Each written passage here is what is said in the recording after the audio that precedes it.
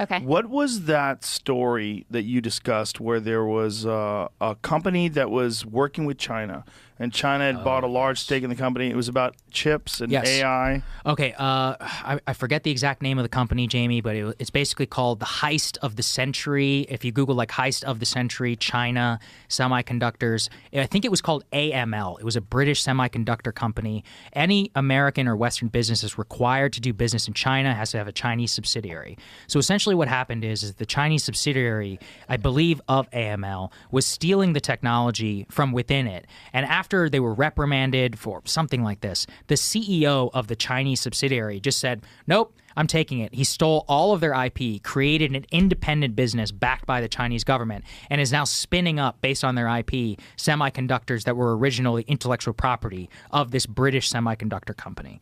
And the reason that this matters is that is just the tip of the iceberg for IP theft that is happening with respect to China. It's one of the reasons why, if you look at Chinese or American businessmen who do business over there, they fully and readily admit the amount of IP that has just been straight up stolen through their fake legal process of this Chinese subsidiary. But really, it's just a farming operation. There's no such thing as private industry in China. You know, I talk about with TikTok all the time, the CEO, Zhang Zhiming, he actually was forced to pull one of ByteDance's apps from the Chinese App Store and apologize because it was not supporting, quote, socialist principles. He was like, I apologize to this is the CEO of TikTok today, the owner of TikTok.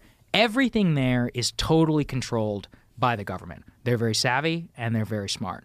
And at this point, they've actually even reached a point where, in some cases, they don't even need our IP.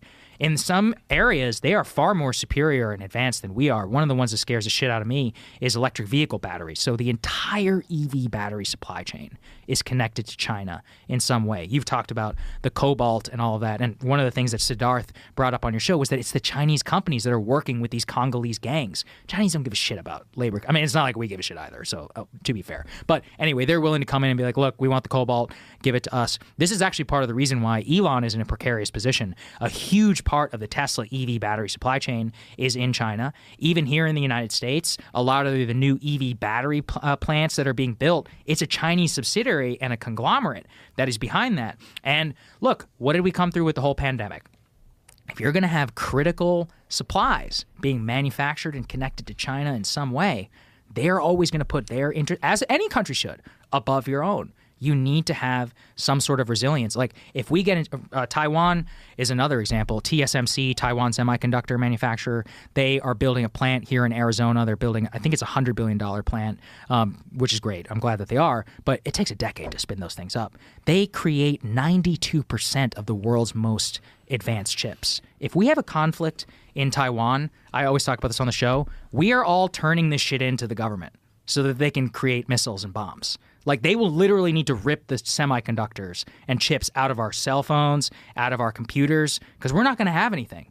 Like, 92% of the world's most advanced chips, everything goes dark. Like, everything is turned over into some sort of ration thing. Chips is the new gold. It is one of the most precarious as an industry for the United States that we remain in. The CHIPS Act was a great step in the right direction that the Biden administration passed, but tip of the iceberg, man. I mean, that's a whole other level. I mean, that is the, like, if we're looking for a more positive story, less like gloom and doom, the Biden administration has, like, dipped their toe in the water of industrial policy, recognizing that, I mean, the best response to China, the problem for us is being so interdependent, where, you know, the pandemic, you come to realize, like, oh, fuck, they make all the masks. Like, oh, shit, they make Vitamins, all the, like, all drugs, this. Yeah. And so there was, and then the other piece is we realized with these sprawling just-in-time supply chains that they were incredibly fragile, right? That if you have a disruption, your whole economy is, like, going to go to shit. You're going to have inflation. You're going to have all these backups at the ports and all this stuff. So they have dipped their toe in the water of having industrial policy that makes us more resilient, less reliant on these other countries, including the Inflation Reduction Act had a lot in it for bringing that, like, green energy production and EV battery production to our shores, and has requirements about, like, where those batteries are built and where the sourcing comes from. but it really is just starting to dip your toe in those waters ultimately. We're more than a decade out. It's still so difficult. I mean, the sourcing on the EVs is such a nightmare. And if you're trying to get, conflict Creek cobalt or lithium, right now there's a huge battle right now in South America, in Mexico, in Chile, and elsewhere where Chinese companies are trying to buy all of the lithium deposits, which of course you need for a lithium-ion battery. And if we also, look, this shit takes a long time. I think that's just the one thing I want people to, you don't just snap your fingers and build a semiconductor fab.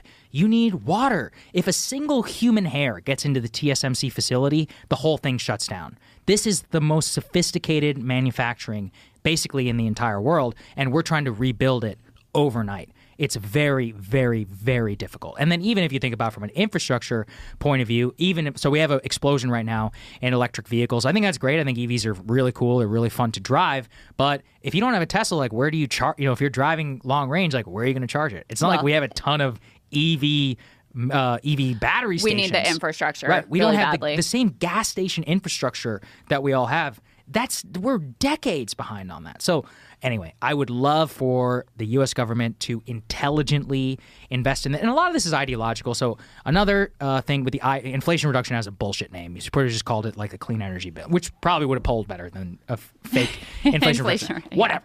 That was Joe Manchin's innovation. One of the important things Good job, is Joe. ideology, right? Which is not ideologically investing in technology because we want it to work, but because it actually works. Nuclear is a huge part of this conversation. We talked a ton about it on our show. For a long time, we had tax credits. Clean energy tax credits were only applicable to wind and solar.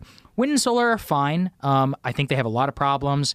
Solar in particular is very filthy in order to manufacture. A lot of it is manufactured in China, and we actually rely on China to build. You also need the batteries for it to be Battery sustainable storage. For when the wind is not blowing and the sun Yes. is not shining. Yes. It's complicated. Whereas nuclear has like a 93% rate at which it's always being able to run. It's actually even more powerful than natural gas, very reliable. Unfortunately, we haven't built a new nuclear power plant in the United States since 1974, which is insane, right? And, luckily, California decided not to totally lose its mind and close the Diablo nuclear power plant. Here in Texas, I think only 13% or whatever of our power comes from nuclear. We get more power from coal, I believe, here in Texas than we do from nuclear in the year 2023. It doesn't make any sense. The point is that even if we wanted to, though, and this is the fair criticism, it takes a long time. But with all of these things, no time like the present. Like, we got to start now. Yeah. The current system is not working.